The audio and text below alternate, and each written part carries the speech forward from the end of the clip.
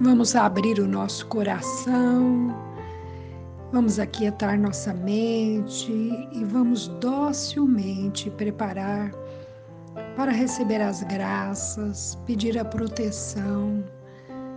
A prece nos proporciona tudo isso, nos proporciona quietude, a renovação das esperanças, a modificação dos pensamentos, a alegria.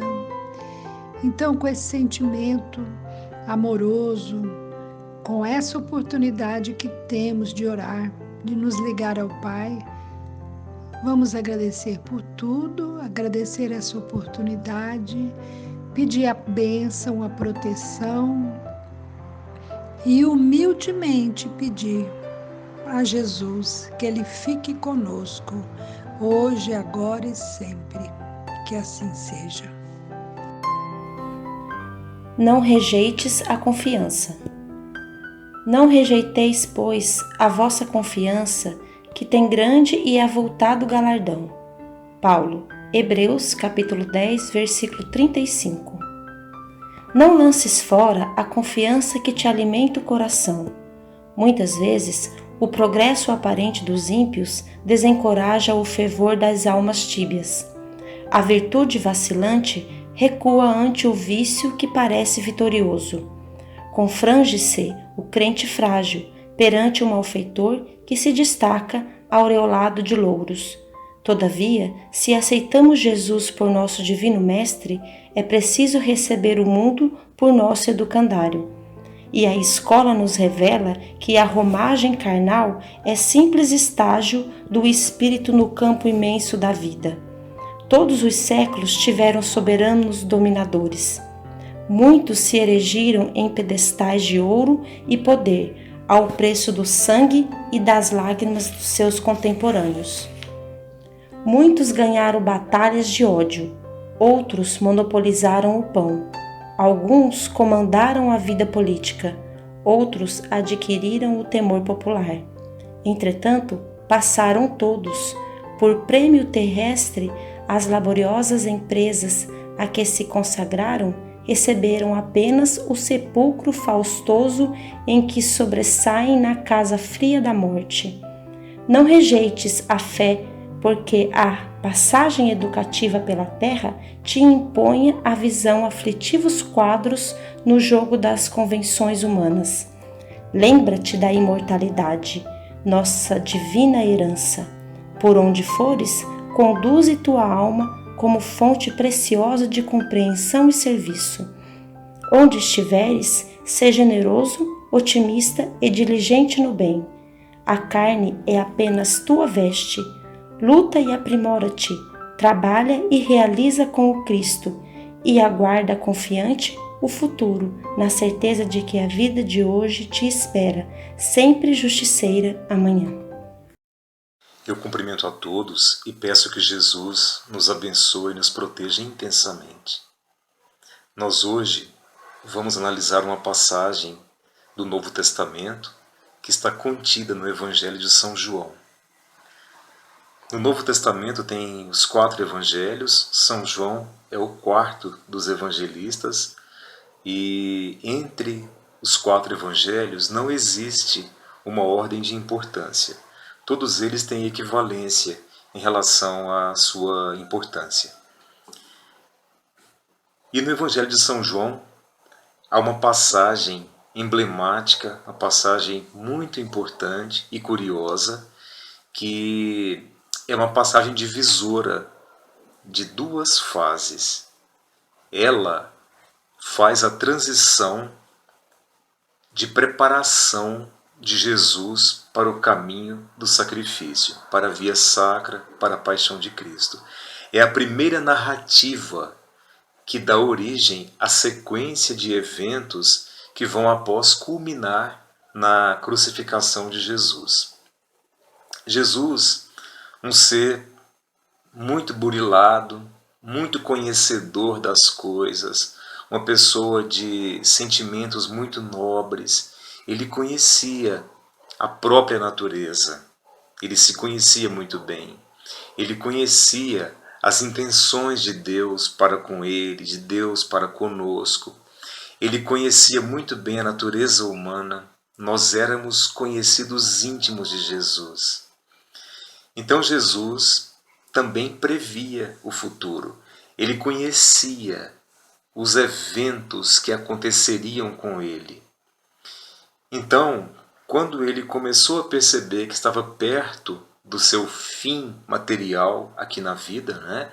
Quando estava perto a sua morte física, ele intensificou o seu trabalho, os seus esforços para condensar os seus ensinamentos nos breves dias que aconteceriam. Então, ele selecionou situações que julgou mais importantes, já que ele não tinha como recapitular toda a sua existência, porque toda a existência de Jesus foi um ensinamento. Jesus foi uma aula permanente, a pessoa Jesus, tanto o que ele falou quanto o que ele fez. Então, ele concentrou tudo isso em poucos episódios e foi orientando os discípulos. Afinal, a obra dele não podia ser interrompida. A obra não podia acabar quando a vida física dele acabasse nesse mundo. Um exemplo muito bom que ele deu foi no Sermão da Montanha, em que ele reuniu as pessoas e ali ele passou ensinamentos, que são ensinamentos de resumo, de síntese de tudo aquilo que ele disse em vida. Então essa passagem do Evangelho de São João, ela está no capítulo 13 de São João, é quando Jesus lava os pés dos discípulos. Foi muito importante esse fato. Não desmerecendo os demais, mas esse fato ele teve uma uma representatividade muito significativa, que foi quando Jesus deu uma aula prática sobre o tema humildade. E sendo essa a primeira passagem que vai dar início à sequência dos eventos da Paixão de Cristo, nós vemos que Jesus selecionou o tema humildade como o primeiro tema que ele queria abordar, que ele queria recapitular na sua prática. O que ele fez então? Eles acabaram de ceiar, fizeram uma refeição, e após a refeição, Jesus teve a iniciativa de lavar os pés dos discípulos. Isso gerou um constrangimento inicial, logicamente, porque uma pessoa lavar os nossos pés é uma coisa estranha, a não ser que haja uma indicação, a pessoa está incapacitada, não tem condição de higienizar sozinha, mas não era o caso dos discípulos naquela situação. Então Jesus ele quis lavar os pés para mostrar com o seu gesto um ato de humildade. Então os discípulos constrangidos questionaram. Pedro, por exemplo, que gostava muito de Jesus de modo muito especial, Pedro perguntou: mas mestre, constrangido, sem graça com aquilo tudo, Jesus deu-lhe uma explicação que foi ouvida por todos, foi uma explicação muito hábil, mas ela não tenha tido talvez um peso tão importante quanto foi o peso do gesto. Ele mostrou com a sua atitude uma prática de humildade.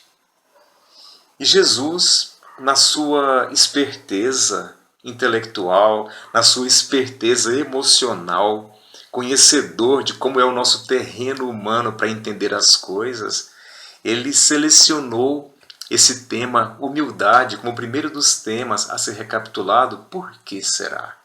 Por que será?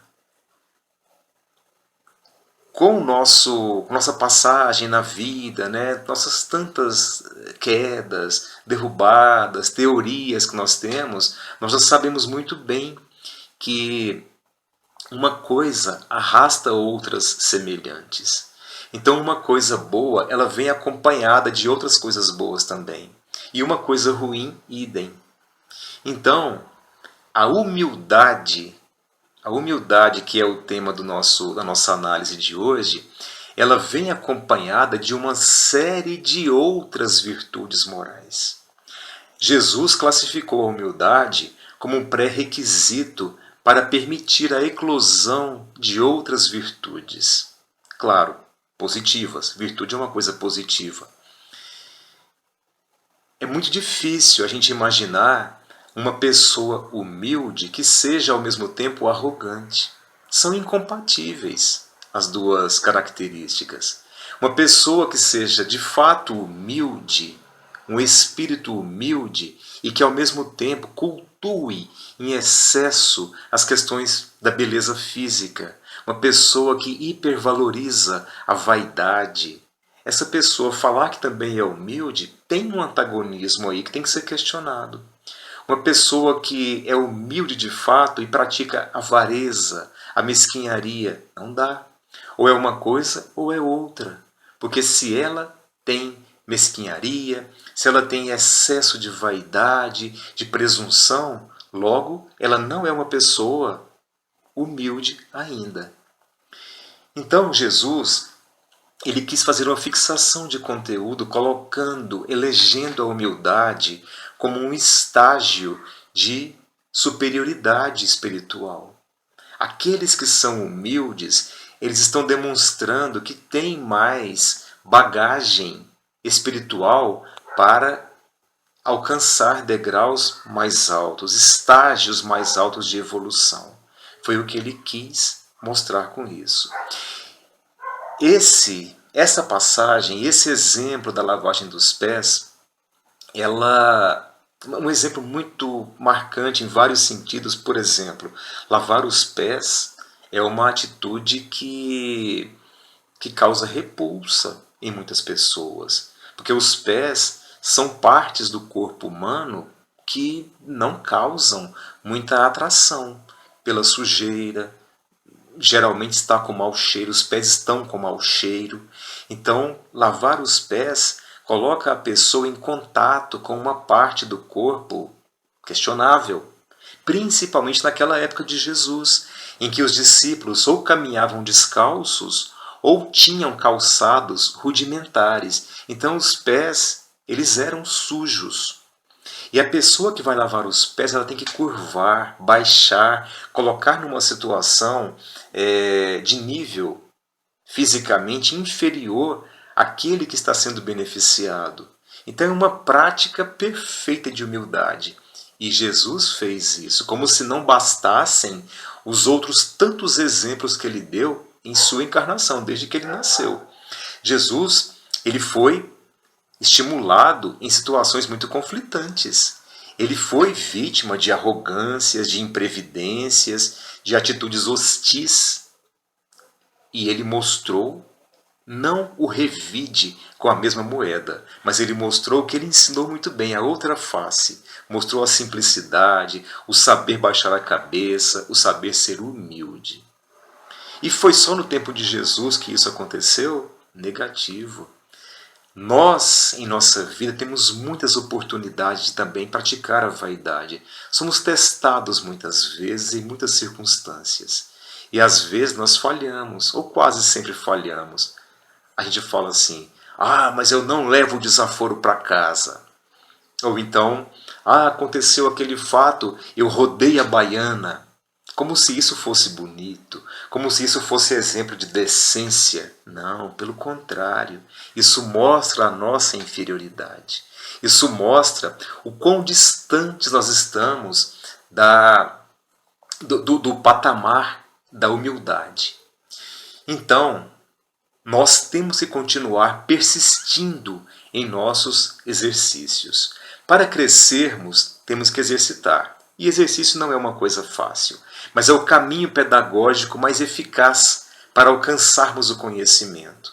Então, usar as situações da vida para baixarmos a cabeça. Não precisamos literalmente curvar e lavar os pés das pessoas, mas espiritualmente, intimamente, sucumbirmos aos arrogantes, aos mesquinhos, aos egoístas, mostrando que somos simples, que irrelevamos. Isso é caminho para o progresso. E nós temos o exemplo vivo de Jesus, com os fatos que ele deixou para nós, e mais que isso nós temos a segurança de saber que Jesus, esse ser espiritual de profunda luz está no nosso amparo, torcendo para o nosso progresso dia a dia, nos querendo pessoas melhores e nos dando oportunidades de sermos melhores a cada dia. E exatamente a esse ser, que é o amor puro por nós evocamos agora para agradecer, pedir proteção e, em nome dele, eu desejo muita paz para nós todos. Obrigado.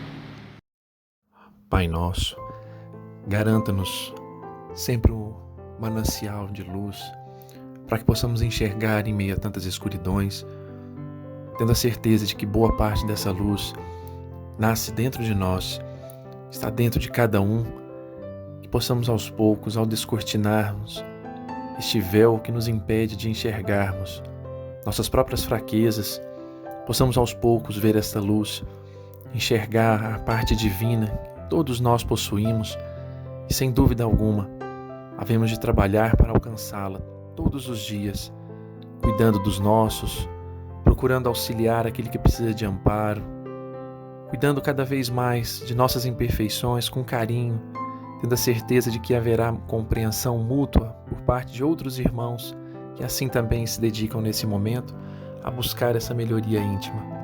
Obrigado, Pai do Céu, por darmos a oportunidade de conhecermos aos poucos a nós mesmos e termos a chance assim de conhecermos um pouco mais do mundo espiritual que tanto nos esclarece e nos elucida.